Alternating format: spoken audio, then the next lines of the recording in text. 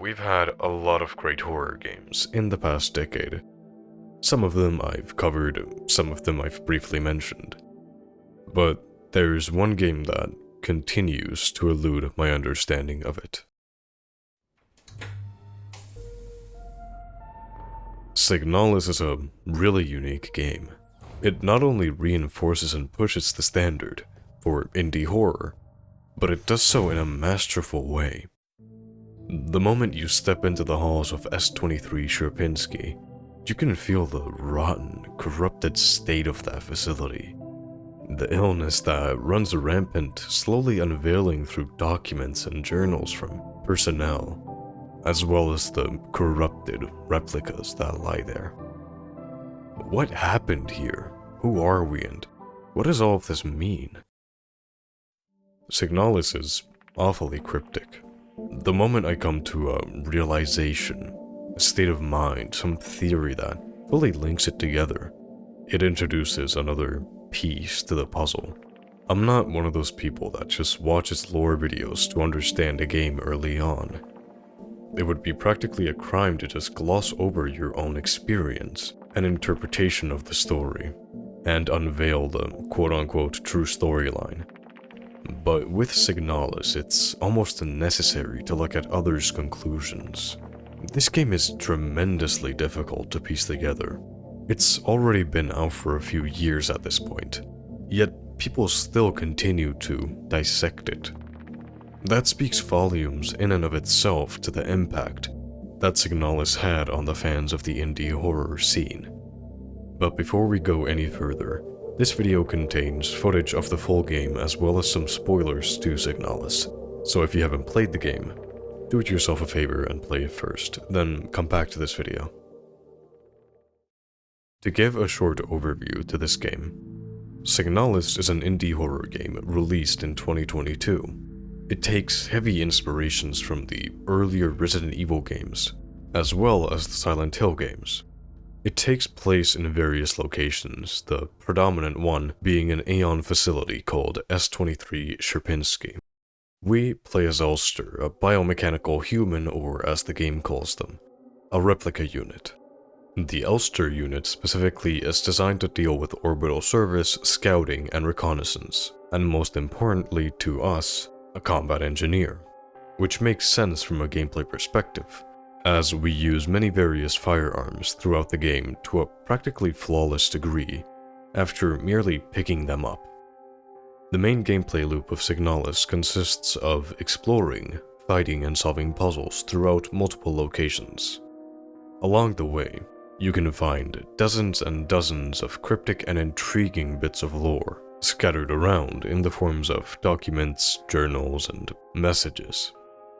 In many cases, it's necessary to engage in these bits of lore, as they also are a part of the puzzles, giving either straight-up codes to use or weaving in more cryptic messaging for you to figure out.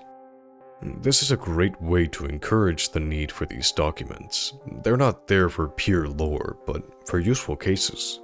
Case in point, when you first find a disposable stun prod, a one-time melee weapon that produces an intense electrical shock to an enemy.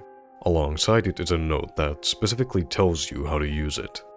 The document is masked as a guide for the replica units who worked at Sierpinski, so it isn't just useful to us, but it also adds to that overall theme. Speaking of themes, this game is almost infamous for having a cryptic storyline, with intense cosmic horror elements woven into it. The storyline is a harrowing tale of love, a promise made to die together. It's a tragic story, told in the form of an ambient, atmospheric, pixelated and futuristic nightmare. Signalis is beyond unique. It's a work of art. So, what is this nightmare? What is beyond the gate? Why is this place so corrupted? Who are we, and what promise did we make? These are all questions that drive you to dig deeper in Signalis. This game primarily takes place in an Aeon facility by the name of Sierpinski, most likely being named after the Sierpinski Triangle. The facility was mostly run by human workers, or gestalts, and replica units, biomechanical humans. Located on Leng, the outermost planet within the planetary system, it is a cold and desolate place by the time we get there. After a brief opening section, which I'll come back to later, we find a hole in the ground, reminiscent of a silo. Descending down the steps, we find a hole on the side of it. Crawling through, we find ourselves in a dimly lit room, and upon looking around, and picking up the book named The King in Yellow, we face to what we can only interpret as a different point in time, now finding ourselves in front of a mirror in a restroom within Sierpinski. We only know of one thing. We are looking for Alina Seo, a worker at Sierpinski that, for some reason, Elster seems to know. After going through the first few areas, it's here that we first see the deadly sickness that's taken over Sierpinski, affecting both gestalts and replicas. By the time we get there, it seems we arrived just too late to be affected by it, but also too late to save anyone. Working through the first few floors, we barely get any information on what truly happened here, forcing us to go deeper and deeper into the facility and uncover this facility's fate. Through each floor, layer, and location of the game, Signalis always gives you something to look towards. At first, it might be just the simple task of finding somebody, but the next it turns to a need to escape. Yet after all the different objectives and motivations, Signalis always brings you back to the same questions you posed when you first awakened from that cryopod. From the first time you set foot into Sierpinski, or the time that you returned to it, just to find him more corrupted and destroyed, leading you to Rotfront and ultimately back to those gates you first walked through during that blizzard. Somehow this game manages to tell so much yet so little across your entire journey. You're never given a direct answer, the final piece to solve the puzzle. It keeps you on edge with those same questions, with unknown environments, with a haunting atmosphere that is only enhanced the longer you go. Coming back to the game's first definitive location, Sierpinski has many layers to it. From the first step you took in this facility to the last leap of faith, Sierpinski is where it all started and where it all ends. When going through this facility, you notice how corrupted this place truly is. Any survivors are either so distraught that they can barely function, or most likely, dying by the time you get there. The architecture of this specific Aeon facility is also incredibly intriguing to me. Everything is incredibly industrialized, feeling like there's no real soul to this place. Everything seems obsessively clean when you first experience this place, or sometimes the polar opposite, with blood spilled among the walls and furniture scattered around, depicting the chaos that occurred here. One day, the replica unit commanding Sierpinski, known as the Falke unit, found an artifact resembling a doorway, and upon going into it and returning sometime later, she didn't speak of what she saw, most likely making some worried and concerned over what she might have seen. Shortly after, the deadly sickness that corrupted gestalts and replicas alike took over this facility, riddling itself deeply into it, corrupting anyone it could. And the ones that didn't get corrupted are either dead or dying. This leads Elster to have to fight her way through this facility, encountering multiple enemies that can swarm her at once, and as she goes deeper, it only gets worse. I think what makes this sickness such a fascinating part of the story is that it's never fully revealed until the end. All we have to go on to figure out what's going on are once again those cryptic journals that various characters have left behind. It's this sort of push-pull technique that the story uses that further intrigues you, introducing you to a new aspect of the game or a new thematic element with practically no explanation. until you get a bit further and you get some information on that element. And this gets repeated multiple times throughout the game, with such things as the search for this elusive Alina Seo, and Elster's backstory, as well as villains like Adler and Falke, which I'll clear up later. But for now, let's move on to what makes Signalis such an imposing experience. Signalis has an intoxicating and uncertain atmosphere. Utilizing more simple mechanics for the game, Rose Engine managed to create a theme for the game that I and many like absolutely love.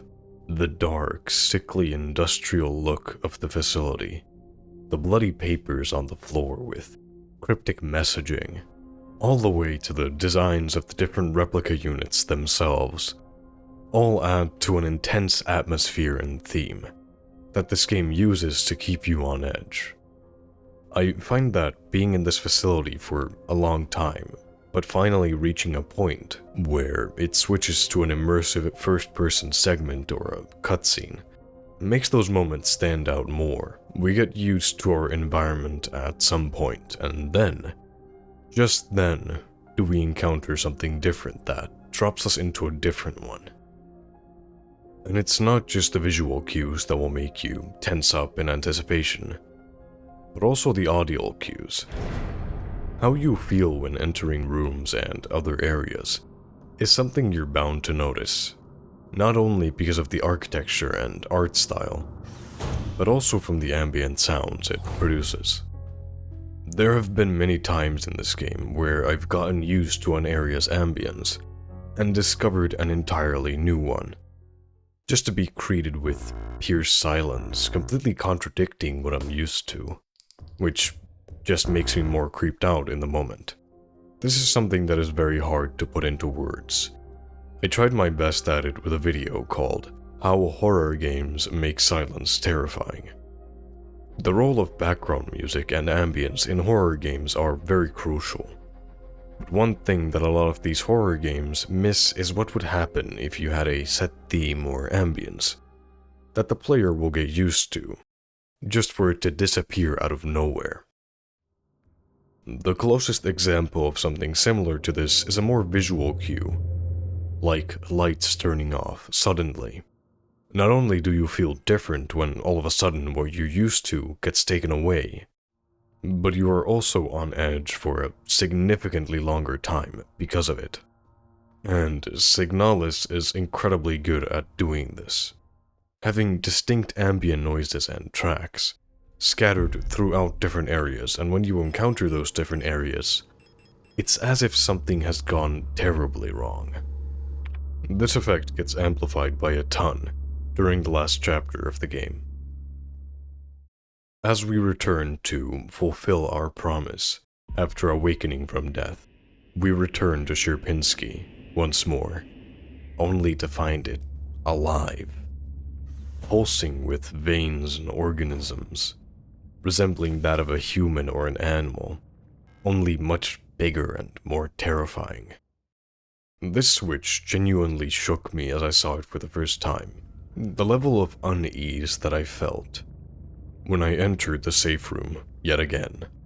Only now everything is even more terribly corrupted. Signalis is incredible at doing this, at putting you into states of unease through its world and atmosphere.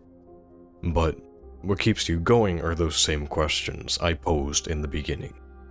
So, how can we figure out the meaning of this world? Or better yet, how can we figure out the meaning of our journey?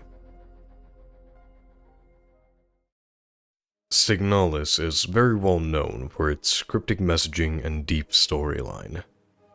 Following the replica unit Elster as she tries to find a worker at an Aeon facility, but as she goes deeper, reality itself seems to start twisting. We wake up in a cryo chamber, aboard a spaceship called the Penrose 512. Crashed on an unknown planet, we learn the fundamentals of Signalis' core gameplay loop here. Venturing outside into the bitter harsh weather, we pass by strange structures, resembling some sort of archway. And as we go further, we discover a silo-like hole. At the bottom, there's another hole on the side of the wall, and with nowhere else to go, we climb in. Now standing in a dimly lit room, the door locked, and a strange book in front of us. We pick it up as we face into a flashback of sorts. Elster looks at herself in the mirror as she reminds herself why she's here. To find Alina Seo. Exiting the bathroom, we are in S23 Sierpinski. And from here, we must go through multiple different floors of this facility, encountering antagonists like Adler and Falke, but also more friendly characters like Isa. Signalis slowly unveils itself to us up until the last chapter of the game. Very little is shown throughout the first 2 chapters besides scattered information that is hard to put together into a cohesive story. Yet it still kept me incredibly intrigued throughout the whole experience. This game heavily utilizes environmental storytelling to tell its storyline, rather than directly give you explanations. As well as this, Rose Engine took this a step further, by not intervening with the community's interpretations of the story, leaving fans incredibly intrigued and continuing this game's story as a mystery up until today. I'm not going to be going over the story today because I don't really want to make this video any longer, but creators like PowerPack, among others, do a fantastic job at putting this game's story into perspective for you. But without a doubt, Signalis still remains a harrowing tale of love and promise, all boiling up to a battle with something we can't even comprehend, ramping up our curiosity with cosmic horror so unlike most games out there. Signalis is a masterpiece, and certainly deserves your full attention. But as always, thank you for watching.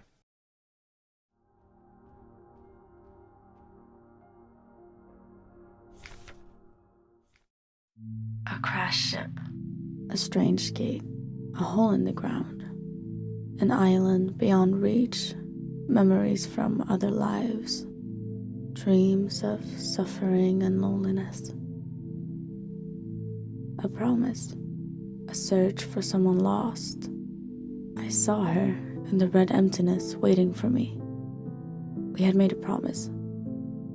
As the memories of a stranger rushed to my mind, I felt the borders of myself blur. Now I can no longer tell where Falke ends and Elster begins.